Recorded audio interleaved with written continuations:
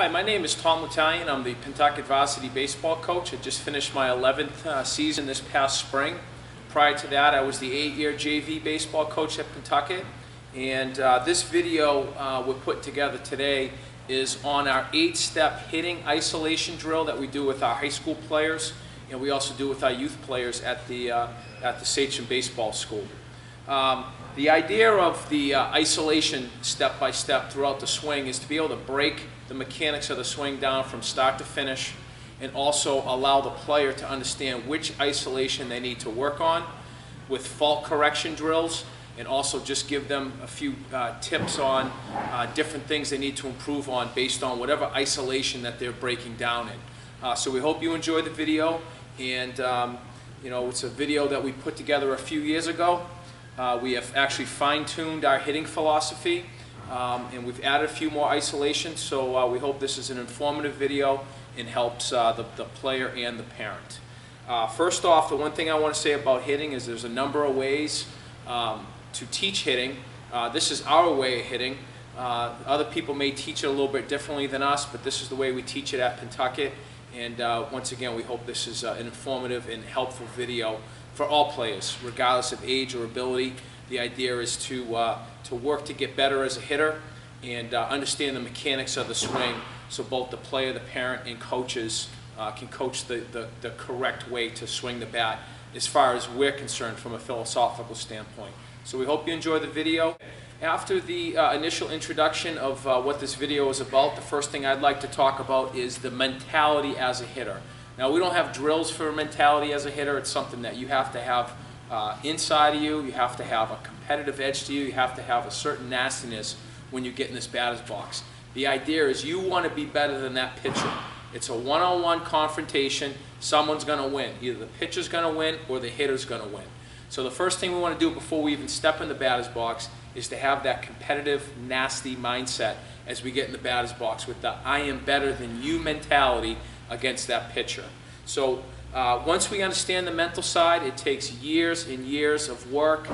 We feel like our hitters have to constantly work on the mental side of hitting, and it's something that you really can't necessarily drill, but you can talk about, coach, and you hope that your players understand the mentality and the competitiveness that you have to bring when you step in the batter's box. Okay, let's get into some important checkpoints as we step in the batter's box before we actually concern ourselves with seeing the ball and hitting the ball and then getting through our isolations.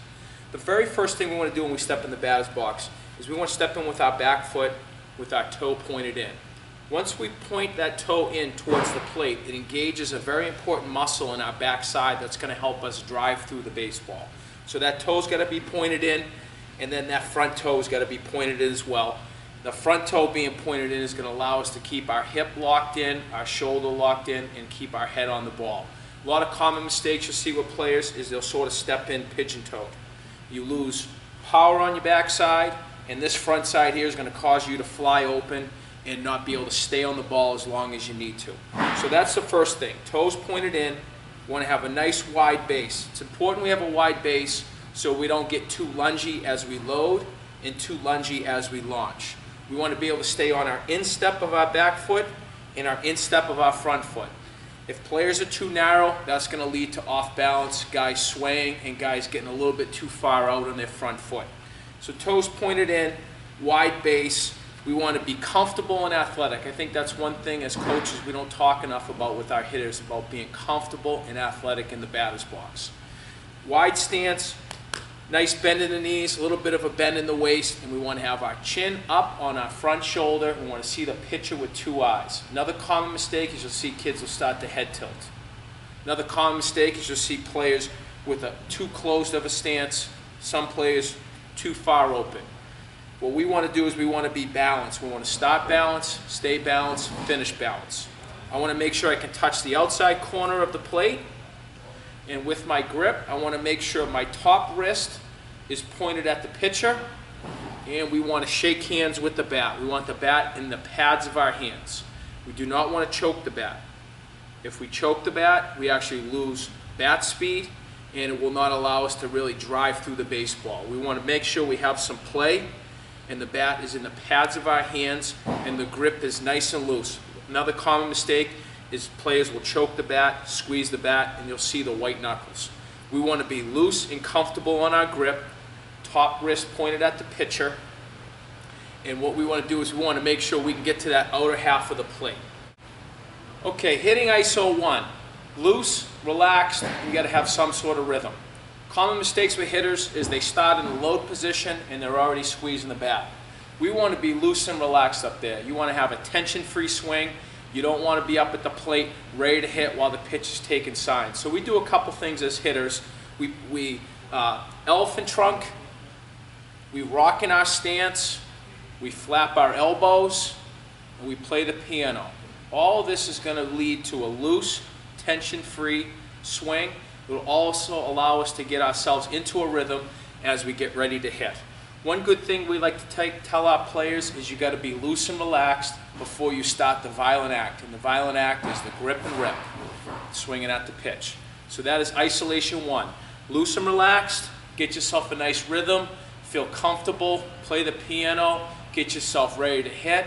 The most important thing is see ball, hit ball. We don't want to be up there with a tension-free swing, too tight, and holding our load position too long. You see a lot of common youth hitters, they'll hold the load too long and they get really tight in their lower half.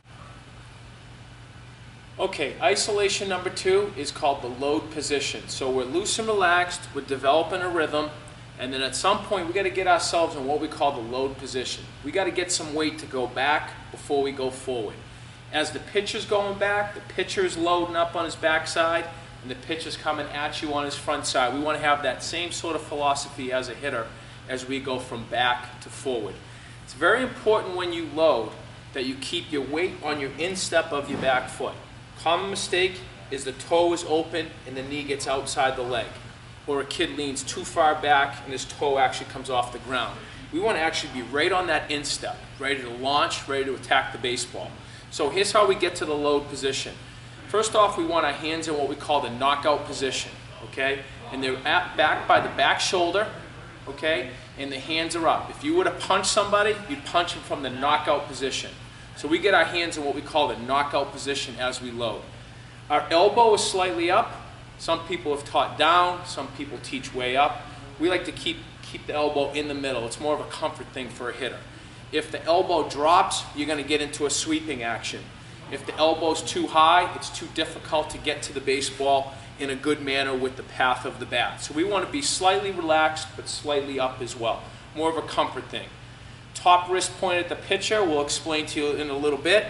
But we want to make sure as we load, we get into a good coil to load. And a good coil to load is we're in a rhythm here. As that pitcher's ready to go, we're going to coil up on that back side and get our hands back. Knob of the bat should be pointed at the catcher's mitt. This is actually going to give you a little bit more whip as you bring the bat through. Okay? So here I am, loose and relaxed. I'm going to coil into my load position. I'm going to coil up and get right into my load position with my weight back, ready to pounce on the baseball. Now there's a few different ways that you can load. You can trigger to load, you can knee lift to load, you can coil to load, you could start slightly open and bring your knee to the catcher's mitt to load. Some people like to load with simply an inward turn. That's more of a feel thing and the players would need to experiment with that. In my opinion, the two easiest ones are simply picking your knee up, putting it down, or getting that good coil, getting that rhythm going as you're coiling up on that backside and you're ready to pounce on a good fastball. So that is isolation 2, the load position. It's also important to make sure that as you get that foot down, that toe is still pointed in, my chin is on my front shoulder, and I am a two-eyed hitter in a good, powerful load position right here, ready to attack the baseball. Okay, let's talk about the trigger to launch position. This is a new ISO. The old video that I did 3-4 years ago, we did not talk about the launch position. After watching a lot of good hitters hit over the years at the high school, college, and professional level, there is a lower half launch that we have to get to, and let's explain. The first thing we need to do is have some sort of trigger. What that trigger is going to do is let our body know it's time to swing. So here I am loaded up, and now I'm going to trigger. I'm going to pick my knee up and down, and I'm going to get my foot down. That is a trigger. It's a timing mechanism to let my body know it's time to swing. It's important in the trigger that our weight does not come forward with the foot still in the air. You have to get your foot down and keep your weight back. So let's talk about the launch. We coil to load, ISO 3, trigger to launch, and we're simply sliding our lower half to the ball and keeping our hands in the loaded position. My weight is on my instep of my front foot, load, instep of the back foot, launch, instep of the front foot. It's simply a lower half launch. You have got to make some sort of forward commitment to the baseball. One common mistake with players is they tend to sit back here and try to hit a good fastball. That good fastball is on top of you, you're not going to have a lot of power. If it's a breaking ball or something that changes planes, something that's off speed, it's going to be awful difficult to hit the ball if it's not in your wheelhouse. So we have to have some sort of forward commitment to the ball, and we keep our hands in the load position. Lower half launch, hands in the load position. One common mistake is we get to launch and our hands leak out of the load position. You are now committed to the pitch. If you are on time, on target, you'll be fine. If it's something that changes planes or changes speeds, you are in trouble right here, losing that load position. So the launch is a new ISO that we've added. It's a very important ISO. It's important to get yourself into that coil to load, trigger to launch. Lower half launch, hands back. I'm making a commitment to the baseball. I'm bringing that stored energy from my backside to my front side. That's the weight transfer that we're looking for as we attack the baseball. Okay, ISO 4 is another new ISO that we've added. We added the launch, we also added the shaft to shoulder. Shaft to shoulder is important because it concentrates on the path of your hands to the baseball. One common mistake you'll see with hitters is they'll cast their hands away from their body. Their swing becomes too long, they can't check their swing, and they can never really hit the inside pitch. They have a hard time going with the away pitch and a hard time hitting the inside pitch because it ends up getting on the neck of the bat. So let's talk about shaft to shoulder. ISO 2, coil to load. ISO 3, trigger to launch. ISO 4 is shaft to shoulder. Your elbow tucks into your side. The shaft of the bat goes to your shoulder. You are committed and engaged with your back hip, and your head is down. You're hitting on a firm front leg, not out on your front leg and not off a stiff front leg. It's a firm front leg. You are transferring your weight onto a firm front leg. The shaft of the bat is at your shoulder. Your elbow is tucked in. You're leading with the knob of the bat. Your back hip is engaged. And then you're ready for your next ISO, which would be contact. Okay, hitting ISO number 5, the contact position. So we've gone through all our ISOs, and we are now at shaft to shoulder. Our grip, once again, is loose. It starts loose, rather, and it's in the pads of our hands. That's going to give us that whip that we're looking for. We started with the top wrist pointed at the pitcher because when we get to contact, we want one palm up, one palm down, and notice I'm hitting the ball out front. Common mistake, we hit the ball off our belly button, youth players. They can't engage their back hip. We are hitting the ball out front. If you were to watch a good major league hitter, their contact point is out front. Now based on where the pitch is, that's going to change where you hit the ball. Inside, you're out front more. Middle, you're back here a little bit more. And if the pitch is away, you hit the ball a little deeper in your stance, which is advanced. We're not going to worry about that right now. We're going to talk about a good contact point. Shaft to shoulder. And I'm going to snap to contact. And notice I still have bend in my elbow. Another common mistake. Players are out here. You lose power there. Snap to contact. My head is on the ball. Another good way of explaining it to good youth hitters is your chin or your nose is on the ball. Your head has got to be down on the ball. Shaft to shoulder, snap to contact out front, one palm up, one palm down. The bat's in the pads of my hands to get a little extra whip. Contact point, barrel of the bat slightly above the hands. My back hip is fully engaged. I've made that commitment to my front side on a stiff front leg, and my head is down on the ball. Okay, ISO 6 is another new ISO. Actually, this used to be in the contact ISO, but we actually made it its own ISO. It's 3 clicks through the ball. So here I am at contact, fully engaged with my back hip. Weight is firmly on my front leg, on my instep, 1 palm up, 1 palm down. Barrel of the bat is out front, and now the 3 clicks. This is the extension. A lot of hitters start to come off the ball. We want to go 3 clicks through the ball. 1, 2, 3. So shaft to shoulder, snap to contact, 3 clicks. 1, 2, 3. That's the extension you have to get. A lot of hitters will get to here and start to come off the ball, and they'll pound the ball in the ground or they'll pop it out to the infield. We want to be here and get that good extension through the baseball. So 3 clicks. 1, 2, 3. And notice where I am now with my back elbow. I am now locked out. Some players at contact lock out right away and you lose power. You want to be here, slight bend in the elbow, and get those 3 clicks and extend through the ball. 1, 2, 3. Okay, hitting ISO number 7 is through the baseball. And what we want to do in through is, as we finish, we want to point our barrel of the bat in the direction we hit the ball. If I hit the ball to left field, center field, or right field, that is through.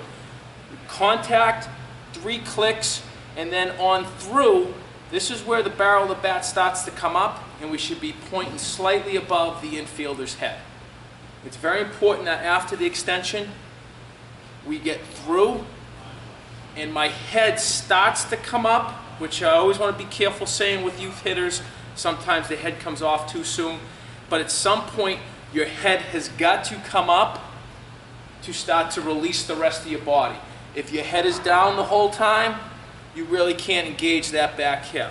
So it's a tricky one to talk about with youth hitters, but it is important that as they get to that extension and through the ball, they should be looking right down the barrel of the bat and getting that good extension, 3 clicks, and ISO 7 through the baseball.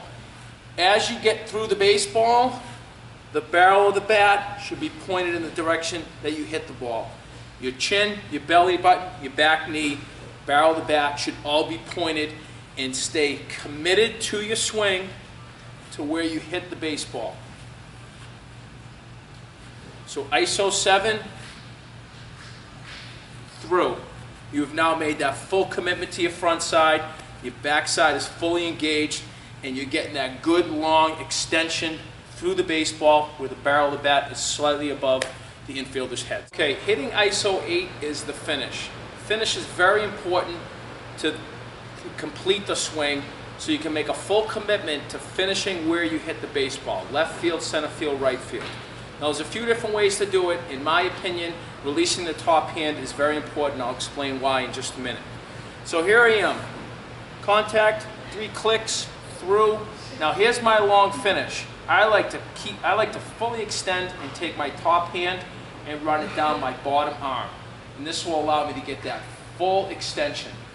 A lot of youth hitters are taught to finish with 2 hands so they don't release the bat, hit the catcher and the ump. They also want to hold with 2 hands, or are taught to hold with 2 hands, because if they generate a lot of bat speed, they can develop a little bit of soreness in the shoulder. In my opinion, as you get older, I think it's important to release the top hand. If a hitter swings and finishes his swing with 2 hands, the only way to slow the bat down is to muscle up, and as you muscle up, you come off the pitch. I want to see good extension and get through that long finish. Run it right down your bottom arm, stay committed to the swing, and finish your swing in the direction that it was pitched, in the direction that it was hit. So, contact, 3 clicks, through, and long finish with the barrel of the bat finished above my shoulder. So those are your hitting ISOs, 8 steps. We hope it helps. The next video I'll be putting together is fault correction for each ISO. So when the player has a problem with whatever the ISO is, we have drills that are going to actually help them fix the flaw so they can get to the next ISO. It's a good way to break the swing down. It's a good way to look at different things throughout the swing and know that all hitters have good things in their swing and they all have things they need to work on. So the whole idea of the hitting isolation is to break it down step by step, find the flaw, get fault correction drills so the player can fix the ISO and get on to the next ISO. We hope it helps. You can always reach me at 978-265-6128 if you have any questions or any comments. And like I said, the next video we'll put together will all be drills based on each isolation to help the player fix whatever the flaw is based on their swing. Thank you very much for watching the video.